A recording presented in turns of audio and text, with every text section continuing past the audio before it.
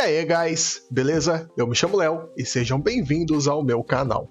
Mano, Hell is Us deu as caras novamente e trouxe mais uma gameplay estendida de 15 minutinhos. Mais uma não, né? Uma gameplay estendida de 15 minutinhos, porque aquele primeiro lá foi um trailer review, né?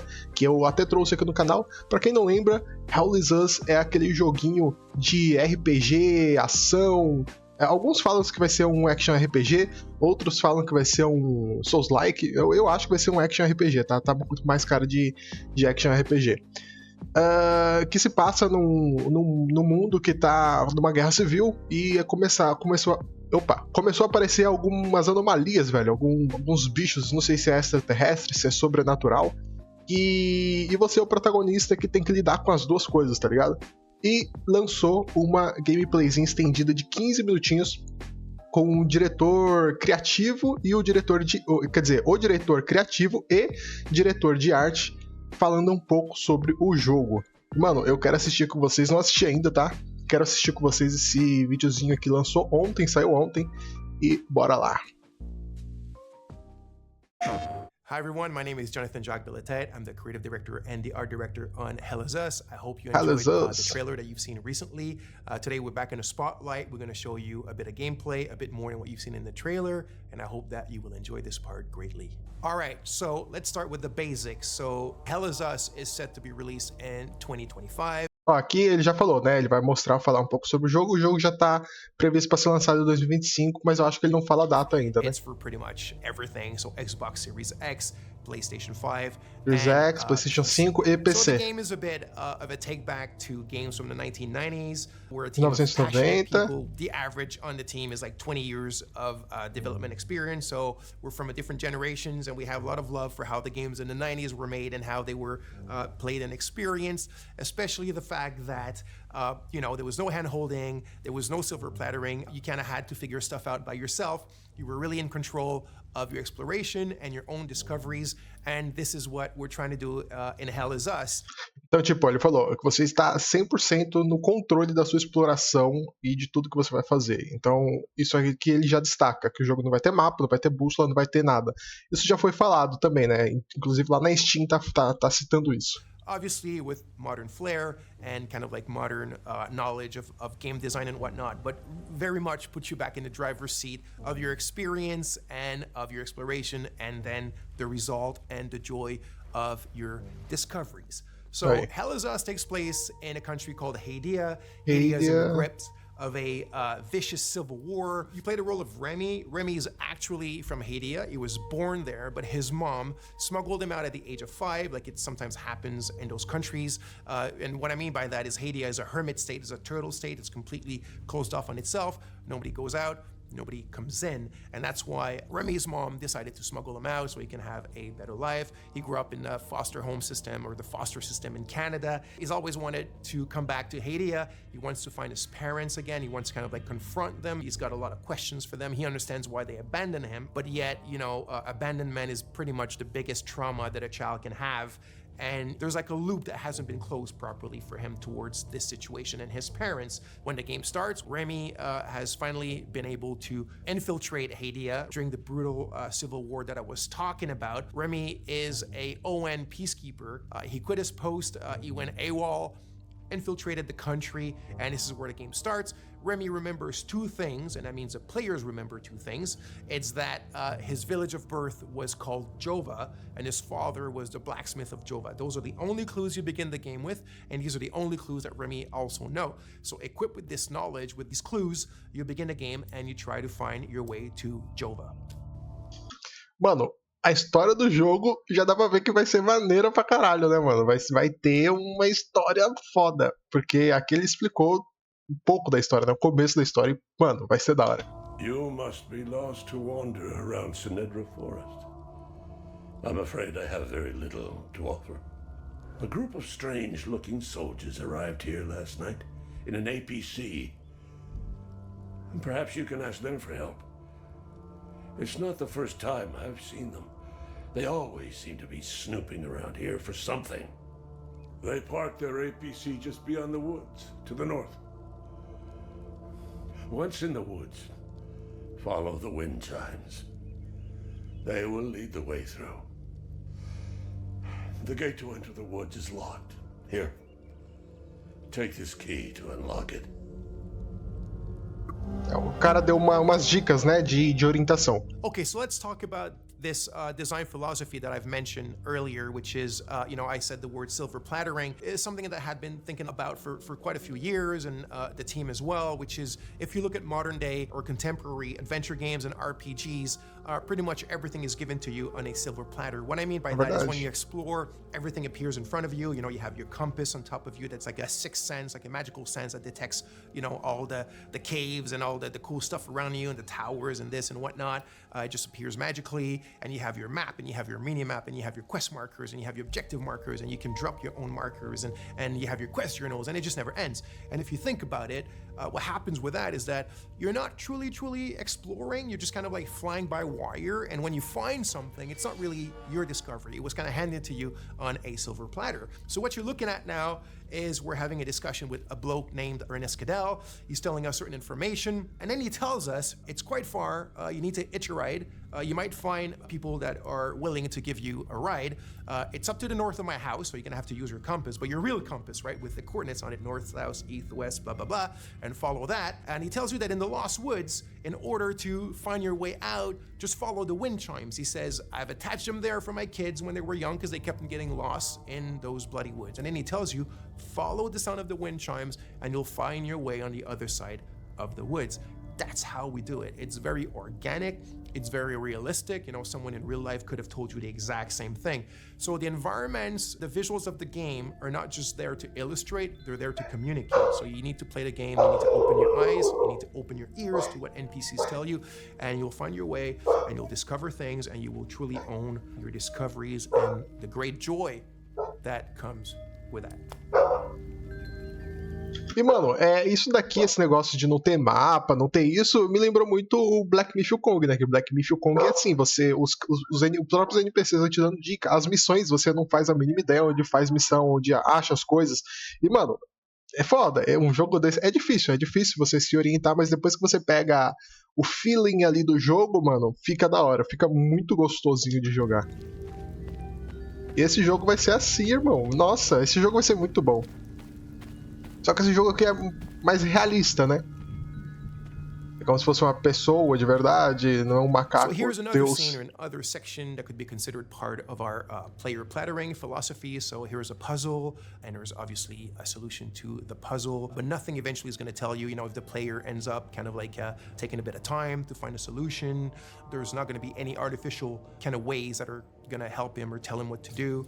Remy's not going to start talking to himself, or i.e. talking to the player with, it's really up to you to figure them out. And in the way that the player plattering is inserted in this, we have a good example here with your trusty drone named Cappy. By the way, you can tell now that Remy has his poncho and he has his sword and he has his drone. So it's after he's acquired them, right? Because at the beginning of the game, you saw he was not dressed like that. Now there's a reason why he ends up dressed like this. There's a reason why he needs these things, this equipment, but we don't need to get into these details today. So anyway, there's an ancient language in the country and you kind of find it throughout the game. And the drone has a software, one of his many softwares, and this specific one can translate the ancient language. So this puzzle, the way that it works, you need to kind of like explore and observe your environment around this specific puzzle in order to find the clues on how to solve it. You need the drone, your trusty Cappy, his name is Cappy, also there's something behind that, of course, and you translate those old texts. It gives you little passages of a poem or a psalm or something like that, and through what they tell you and the order in which they seem to have to be pieced back together, you find your clues on what this puzzle does and how to solve it. So again, the players are kind of like just led to their own devices, but things are there, the answers are there, and you have to explore, and again, I repeat it, you have to open your eyes and open your ears, and you'll figure it out. Mano, o jogo parece que vai ser bem tryhardzinho, né, mano? Bem difícil. Então, tipo, isso aqui não tem uma ordem, não tem uma sequência correta. Você vai ter que explorar o seu drone. Então, aqui já vimos uma serventia pro drone, né? Que vai ser traduzir as coisas da linguagem antiga lá do mundo. So by now, you've seen a lot of what I guess is like exploration and looking e com certeza vai ter outras coisas. Doing puzzles and all that kind of sweet stuff.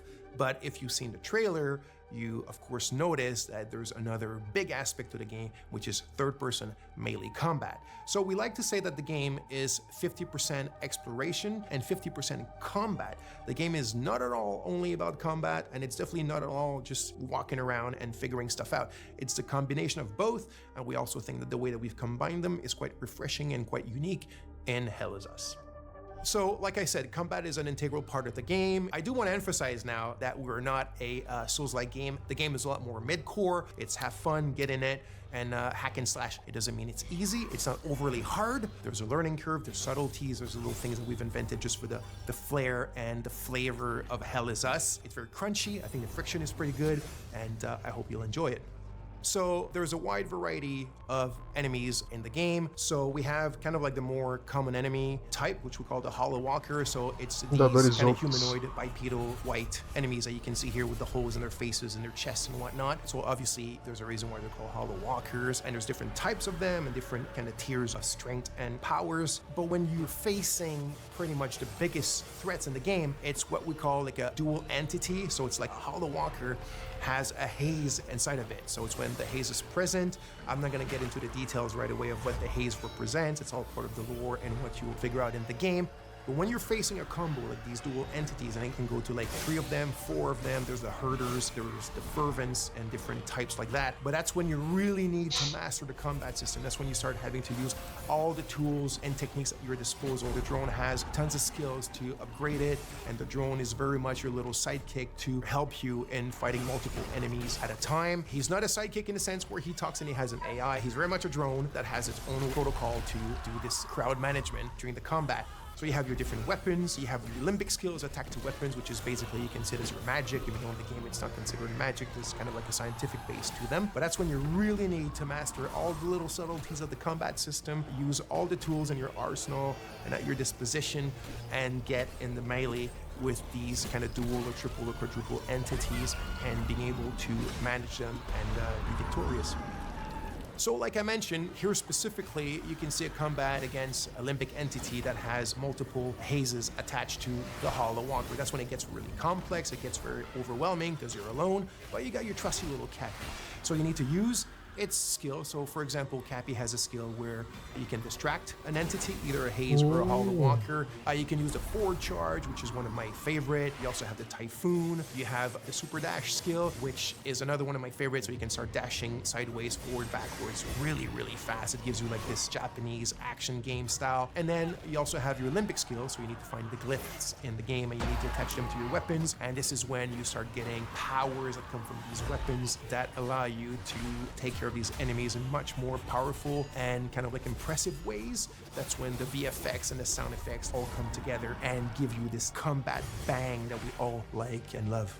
Okay, so now let's take a little pause from the combat and let's go back to the investigation and the exploration. So, like I said, there's no silver plattering. There's none of these kind of like fly-by-wire. It's up to you to figure out what your kicker is. What I mean by kicker is what you're supposed to achieve at this specific moment, what you're actually looking for, where to look for it, and how to look for it, right? Remy and the players are at a ratio of information which is 1-1. It's in Akasa Marshes. It's quite a ways from here.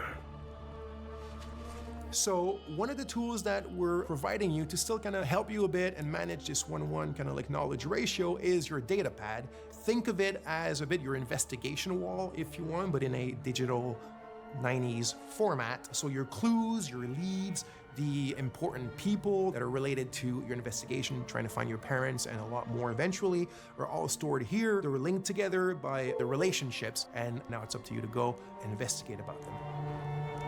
Tá, então você vai ter, né, aquele negócio, você vai ter aquele, o seu, tipo, tablet, né? As coordenadas das investigações, o combate, né, que ele falou antes, o drone vai ter algumas habilidades, entre aspas, de distrair inimigo, né? Não sei se aquele dash ele vai dar uma ajudada, mas ele vai ter algumas habilidades, mano. Então esse drone aí é bem importante. No primeiro trailer eu ainda falei, mano, esse drone aí tá focando muito nele, ele deve ser bem importante. Here, some of the areas can be quite wide opened. This one here called the Casa Marshes is one of the bigger ones, and as I spoke quite a bit already. The game doesn't hold your hand or doesn't really tell you where to go. So out of your main leads or clues or ideas that you have in your head of what you're supposed to do or where you're supposed to go at any given moment, you will also be attracted by a lot of points of interest or just little things in the environment that pique your curiosity. And as you walk towards them or explore, that's when you'll start also making a ton of like peripheral or side discoveries on your own, things that you cannot solve right away, or things that you might think that there is a thing to be done with it when there's none, and it's all part of the fun stuff and the kind of like experience that we're providing in the game. So as you can see here, there's a tree with people that have been hung. Like I said, this takes place during a very vicious civil war between two different ethnicities in the countries that are still basically the exact same people. And you found this tree. It's actually not part of the golden path or not part of something tremendously important in the game, but there's still something around it. There's still something to be found, and it's probably linked to more stuff that you can do in relation to it. But that you had to do your own exploration to find it, and even more of your own exploration and investigation to figure out what it's linked to and what you can do from it if you want. Mano, esse tipo de exploração é muito gostoso, velho, é muito bom. Tipo, não é tipo muito a ermo, tá ligado? So here we are in a dungeon in the game, so yes. Tem meio que uns caminhos pré-determinados, né, que você pode ir, tá ali. Dá pra ver claramente isso.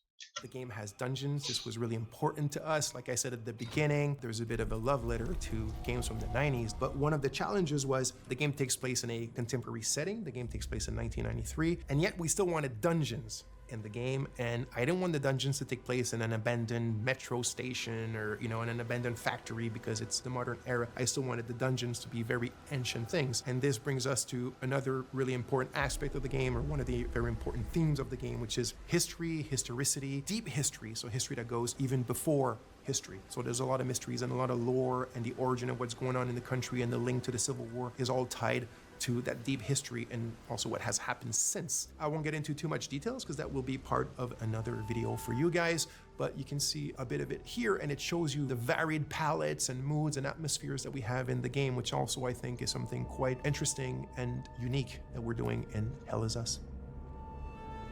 Caralho, então vai ter masmorra também pra explorar, velho. Que foda. Eu acho que eu tinha visto isso aí em algum lugar, velho. Que ia ter algum tipo de masmorra. Thanks for being with us. I hope you enjoyed it. I'm extremely grateful to have you guys following us, the team as well. So just to repeat, the game Hell Is Us will be released in 2025 as box series, PlayStation 5, and PC. And there's a lot more coming soon about the game. This is just the beginning. We'll explain other aspects of it and get into sometimes a bit of the minutia. So stay tuned and speak to you soon. Thank you. Thank you, man. Mano. Tá da hora o jogo, hein, mano? Porra, tá muito bom, mano. Tá muito bom. Nossa, mano, eu não posso ficar vendo o trailer assim que eu fico ansioso pra jogar agora, velho. Eu fico ansioso pra jogar, velho. Eu quero jogar. Mas, velho, esse é a gameplay estendida que saiu de Hell Is. Não, Hell Is Us. Hell Is não, né? Hell Is Us. Vocês gostaram, mano? Deixa aí nos comentários o que vocês acharam dessa gameplayzinha linda, dessa explicação gostosinha do jogo, que, mano, o jogo parece estar prometendo, né? Parece. Vai lançar em 2025. Estamos aí aguardando para mais novidades e para o jogo final, né? Com certeza. Espero que vocês tenham gostado do vídeo, guys. Não se esquece de deixar o seu like, a sua inscrição, ativa o sininho. Valeu e falou!